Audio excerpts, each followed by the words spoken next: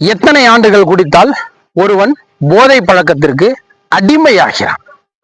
அது சரக்கு அடிக்கிறதா இருக்கலாம், சிகரெட் அடிக்கிறதா இருக்கலாம், கஞ்சா அடிக்கிறதா இருக்கலாம், ஹான்ஸு, கூலிப்பு, கணேஷ் போயல, இந்த மாதிரி எந்த விதமான போதை வஸ்துக்களை பயன்படுத்துறதா இருந்தாலும் அடிமை ஆகிறது அப்படின்றது எதை வச்சு குறிக்கிறோம் அப்படின்னு பார்த்தோம்னா,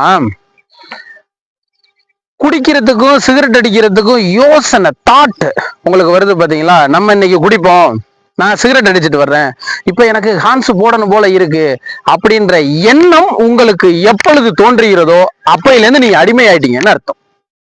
ஓகேங்களா?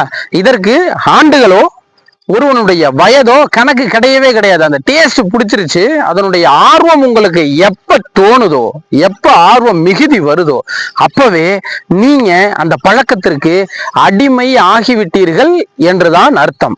நம்ம பயிற்சியை எடுங்க, அந்த அடிக்ஷன்ல இருந்து வெளியே வாங்க. நன்றி.